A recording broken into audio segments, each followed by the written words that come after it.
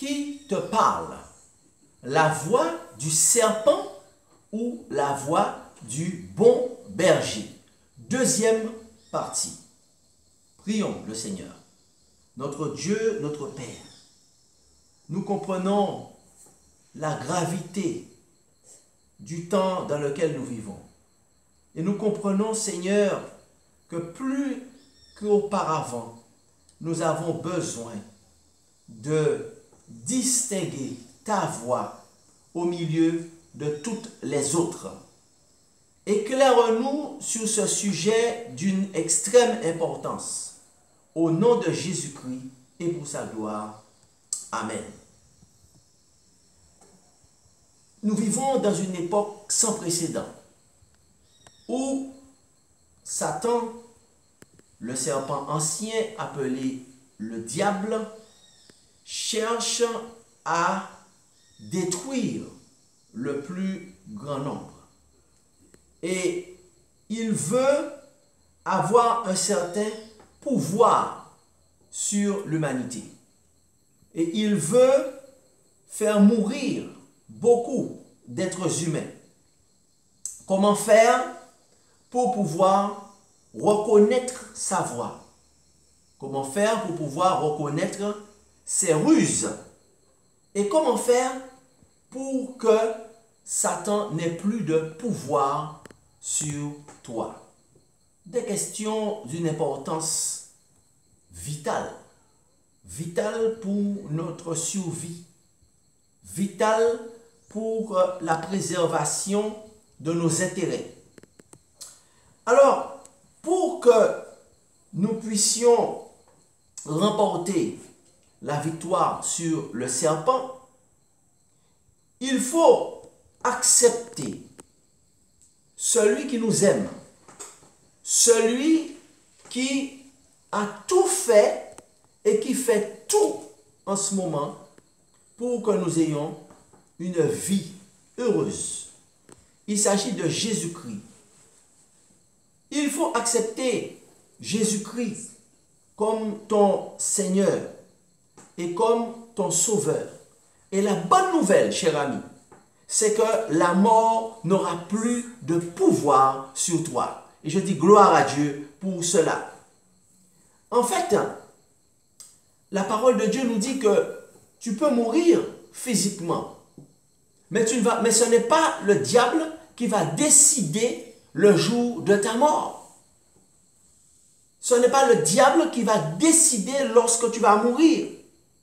Parce qu'en réalité, lorsque tu vas mourir physiquement, tu vas mourir lorsque Dieu aura décidé que l'heure est arrivée pour que tu puisses te reposer. Le diable n'aura plus de pouvoir sur ta mort. La parole de Dieu nous dit que cela est possible. Nous lisons cela dans le dernier livre de la Bible, le livre de l'Apocalypse, au chapitre 1er et au verset 16. L'apôtre Jean a eu une révélation dans laquelle il a vu le Christ. Et qu'est-ce que Dieu lui a montré?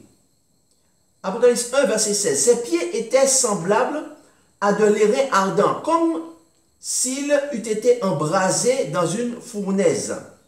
Et sa voix était comme le bruit de grandes eaux. Il avait dans sa main droite 7 étoiles. De sa bouche sortait une épée aiguë à 2 tranchants. Et son visage était comme le soleil lorsqu'il brille dans sa force. Quand je le vis, je tombai à ses pieds comme mort. Il posa sur moi sa main droite en disant, « Ne crains point, je suis le premier et le dernier, et le vivant, et j'étais mort. Et voici, je suis vivant au siècle des siècles. Je tiens les clés de la mort et du séjour des morts. » Alléluia. En effet, le Christ est celui qui détient les clés de la mort et du séjour des morts. Le Christ est celui qui a le passe-partout. Il a un passe-partout Et en réalité, la parole de Dieu te dit que tu n'as pas à craindre le diable. La mort du diable n'aura pas de pouvoir sur toi lorsque tu acceptes le Christ comme ton sauveur et comme ton Seigneur, parce qu'il est le seul et l'unique qui détient dans ses mains les clés de la mort et du séjour des morts. N'est-ce pas? Aujourd'hui, beaucoup donnent de l'importance à ceux qui détiennent les clés de l'hôpital, à ceux qui sont capables de soigner, qui ont la connaissance, qui ont la technique, qui ont l'expertise pour soigner, mais qui sont honnêtes en disant « J'ai fait tout ce que j'ai pu, maintenant le reste ne dépend pas de moi. » Si vous connaissez une prière, si vous avez l'habitude de prier Dieu, priez parce que je ne peux pas vous donner la certitude que vous allez vivre. Et on donne beaucoup d'honneur à ces grands hommes de science. Et on a raison de reconnaître leurs compétences, de reconnaître leur savoir, mais ils ne détiennent que les clés de l'hôpital. Ils sont célèbres à travers le monde. Ils sont reconnus, on leur donne des prix Nobel de médecine. Mais ils n'ont que les clés de l'hôpital et ils ne peuvent pas garantir la guérison. Ils peuvent garantir les soins. Ils peuvent garantir les traitements, mais ils ne garantissent pas la guérison.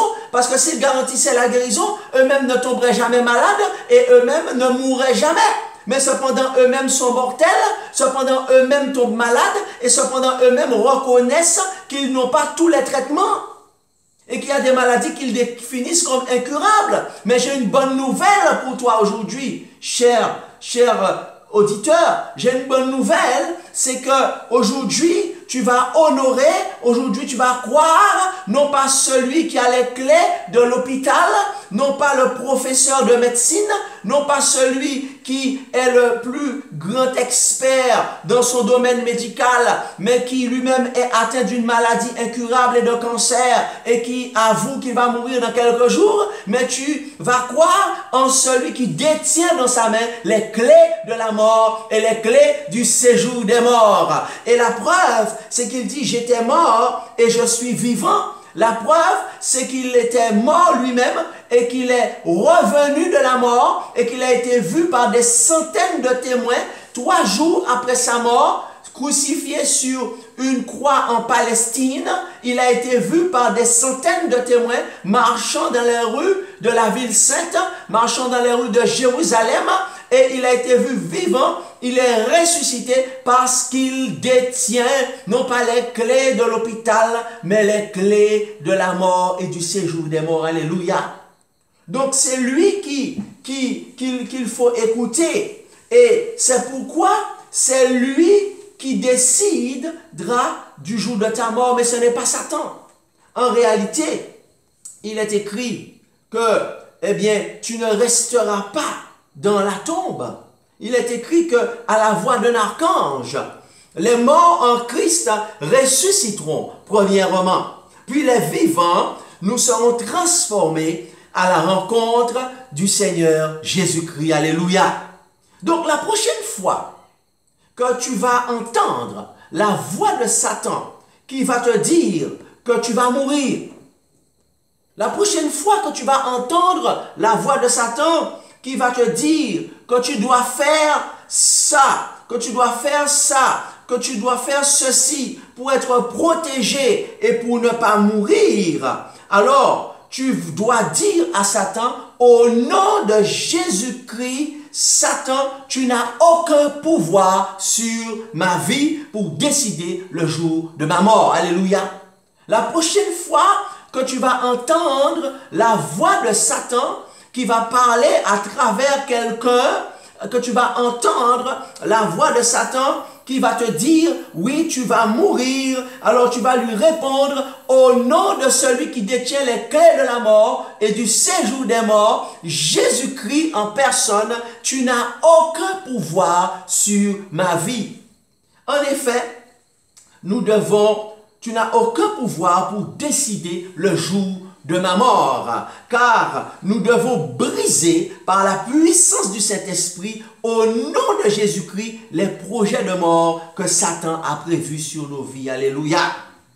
En effet, si tu rêves que tu es en train de te marier, si tu rêves que tu es en train de rire, si tu rêves que tu es en train de faire la fête, de manger et de boire, si tu rêves que tu es habillé en noir, si tu rêves que tu danses, que tu ris, qu'est-ce que cela veut dire? Sache que tu as un projet de mort que Satan a prévu pour toi. Et tu dois briser ce projet au nom de Jésus-Christ. Si tu ne te mets pas à genoux après un tel rêve, et que tu ne brises pas ce projet au nom de Jésus-Christ, je le précise, cela voudra dire que tu l'as accepté. Et beaucoup ont perdu leur vie après avoir que Dieu leur ait révélé de tels projets de Satan. Parce qu'ils l'ont accepté en ne le brisant pas au nom de Jésus-Christ. Le seul qui a le pouvoir de la mort et du séjour des morts, eh bien, le pouvoir sur la mort et le séjour des morts, c'est Jésus-Christ lui-même, en personne. Donc, par conséquent, il faut, quand tu fais ce genre de rêve, briser ces rêves, ces projets. Dire Seigneur, tu viens de me montrer un projet de Satan, je brise ce projet au nom de qui? De Jésus-Christ. Et je dis amen à cela. En réalité, la voix de Satan te dira, mais non, les rêves ne viennent pas de Dieu. La voix de Satan te dira, mais non, ne porte pas attention à tes rêves. Cela ne vient pas de Dieu. Ne crois pas à ces bêtises. Satan te dira cela pour mieux te gérer et te tuer. Vas-tu laisser Satan te gérer?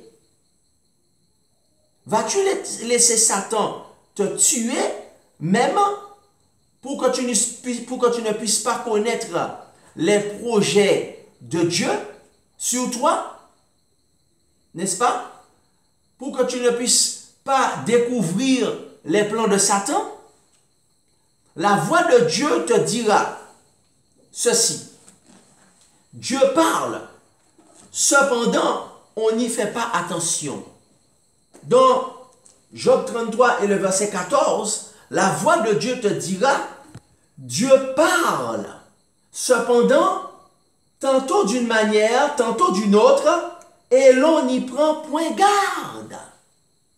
La voix de Dieu te dira, Job 33, verset 15, il parle par des songes, par des visions nocturnes, quand les hommes, ils parlent par quoi?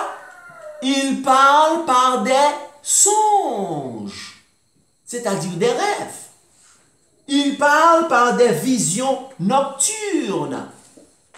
C'est la Bible, la parole de Dieu. Job 33, verset 15.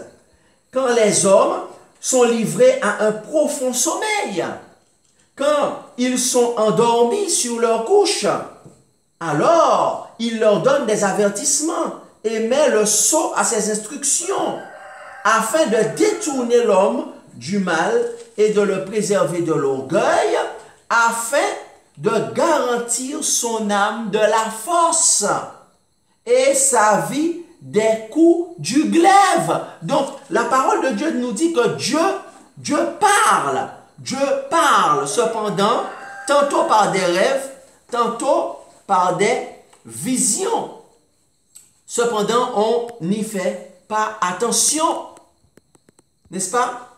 Eh bien, la parole de Dieu nous dit en réalité que on doit véritablement être attentif lorsque Dieu nous parle et on ne doit pas croire les mensonges de Satan. Car il est aussi écrit dans le livre des Actes, au chapitre 2 et au verset 17, la parole de Dieu déclare dans Actes chapitre 2 et le verset 17, « Dans les derniers jours, dit Dieu, je répandrai mon esprit sur toute chair. Vos fils et vos filles prophétiseront, vos jeunes gens auront des visions et vos vieillards auront des songes. » Donc il dit que dans les derniers jours, je répandrai mon esprit sur toute chair. Donc vos fils, ça veut dire les jeunes filles et les jeunes garçons auront, il dit des songes, ça veut dire des rêves nocturnes, auront des visions, c'est-à-dire vos jeunes gens auront des visions, c'est-à-dire ils verront des choses quand ils sont éveillés, vos vieillards auront des songes, ils vont avoir des rêves nocturnes. Donc Dieu nous dit qu'il va nous parler, donc c'est la voix de Satan qui nous dit, ah mais non, les rêves ne viennent pas de Dieu, ce sont des bêtises, c'est pour mieux te gérer. C'est pour mieux te gérer. Cependant, eh bien, tu ne vas pas tomber dans le piège du diable. Dieu te dira, garde les yeux fixés sur moi. Quelle que soit la maladie que tu as, quel que soit le mal qui t'affecte, quelle que soit la pathologie que tu as, même si c'est une pathologie mentale, psychologique, et que le médecin te dit qu'il n'y a pas de guérison, il n'y a pas de traitement, et il n'a pas menti quand il te dit qu'il n'y a pas de traitement. Parce qu'en réalité, il est en train de te dire que nous, les grands spécialistes en médecine, nous sommes limités. Nous sommes limités dans notre action, mais nous sommes limités dans notre vision également. Mais aujourd'hui, Dieu te dira, garde les yeux fixés sur moi, quelle que soit la maladie que tu as, Jésus est toujours le grand médecin par excellence. Alléluia. Dis à tes enfants, Jésus est le grand médecin par excellence. Dis à ton mari, dis à ton épouse, Jésus est le grand médecin par excellence. Il est excellent. Il est dans l'excellence. Il va te guérir si tu lui fais confiance et si tu le lui demandes. Car Jésus-Christ a déclaré ceci dans Jean chapitre 11 et au verset 25.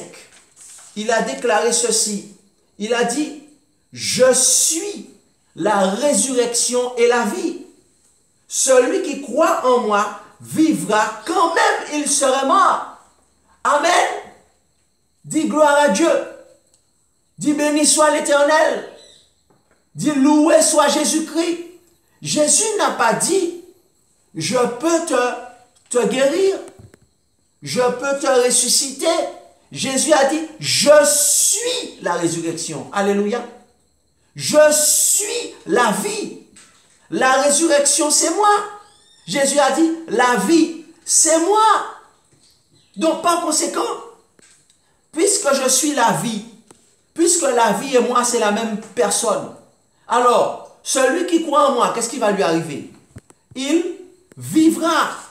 Il vivra. Quand même, il serait mort. Alors, j'ai fait une recherche et j'aime bien cette traduction dans la version Darby qui a été faite. Jésus lui dit, je suis la résurrection, je suis la vie.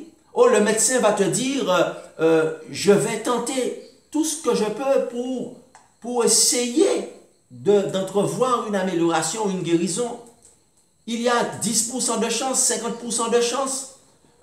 L'avenir nous dira, mais Jésus ne parle pas ainsi. Jésus est le médecin par excellence. Jésus dit, je suis la vie. Alléluia. Je suis la vie.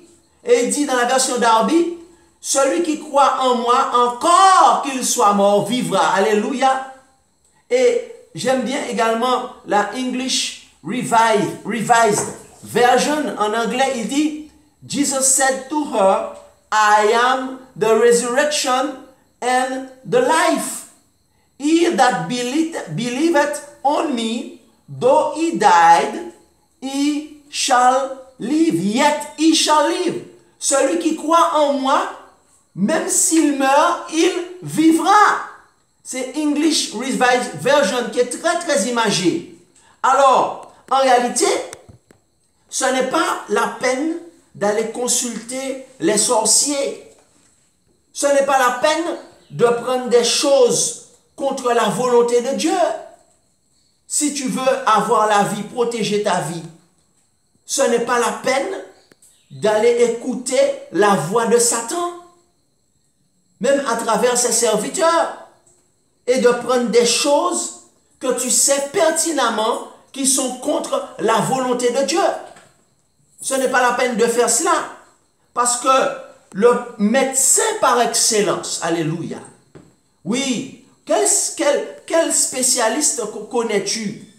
Quel grand nom tu connais?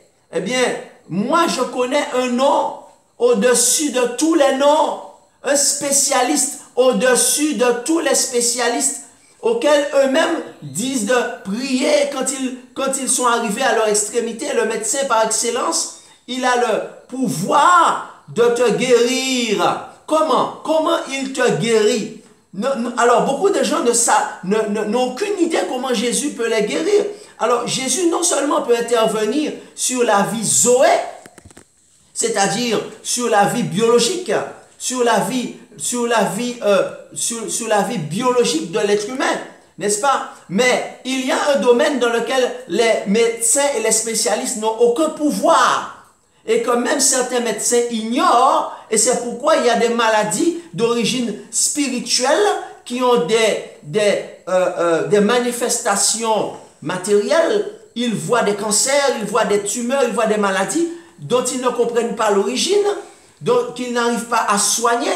Ils voient des symptômes qui sont inexplicables parce que ce sont des maladies spirituelles, et ils disent allez voir un pasteur, allez voir un homme de Dieu. Ils sont dépassés. Parce qu'en réalité, Jésus, quand il te guérit, il a aussi le pouvoir de chasser les esprits de mort envoyés par Satan. Et je dis alléluia. En réalité, il faut comprendre qu'il y a des maladies, surtout actuellement, à notre époque, qui sont des maladies qui nous dépassent, qui dépassent le monde de la médecine, parce que ce sont des maladies qui sont surnaturelles, des maladies qui proviennent directement des esprits de mort, de ce qu'on appelle des esprits de mort. Et le seul qui a le pouvoir, il dit, eh bien, tout pouvoir m'a été donné. Dans Matthieu chapitre 28, tout pouvoir, le pouvoir, je l'ai reçu, n'est-ce pas? C'est-à-dire exousia en grec, qui veut dire l'autorité. Cette autorité, c'est Dieu qui la possède. Ce n'est pas l'homme qui possède cette autorité. Il dit, je possède exousia, je possède tout pouvoir de chasser les esprits de mort. Et c'est Jésus-Christ qui peut chasser les esprits de mort. Alors, c'est ainsi qu'il donne la guérison à beaucoup de maladies incurables. Dans Jean chapitre 5 et le verset 21, car Jésus-Christ déclare, car comme le Père ressuscite les morts, même les morts spirituels, et donne la vie, ainsi, le Fils donne la vie à qui il veut. Alléluia. Donc, ainsi, Jésus-Christ, c'est sa voix que tu dois écouter. Parce que c'est lui qui t'aime. C'est lui qui veut te donner la vie éternelle. Il veut te donner non seulement la vie zoé, c'est-à-dire la vie biologique, mais il veut également te donner la vie spirituelle, la vie éternelle. Et pour cela, eh bien, il te dit, eh bien, il faut que tu naisses de nouveau. Tu peux naître de nouveau, te dit-il, balayer ta vie passée et repartir à zéro. Si tu acceptes d'écouter la voix du bon berger, celui qui te parle, Jésus-Christ, notre Seigneur, pour qu'il puisse t'aider à repartir à zéro et à démasquer la voix du serpent à travers ces messagers qui sont venus semer la mort, eh bien tu peux naître de nouveau. Si c'est ce que tu désires, accepte-le aujourd'hui. Prie là où tu es, derrière ton écran, derrière ta radio, derrière ta télévision, quel que soit, écoute la voix du bon berger qui veut te donner non seulement la vie biologique, mais surtout la vie en abondance, le bon berger.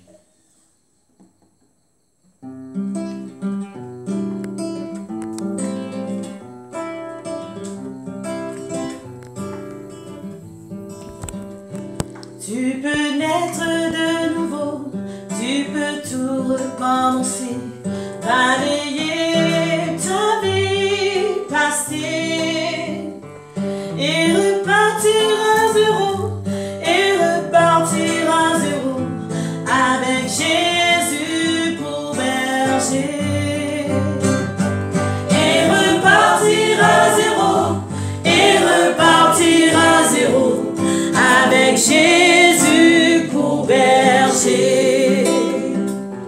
Tu peux boire de cette eau, source de la pureté, source de la vérité.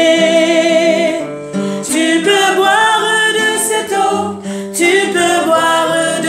eau, source de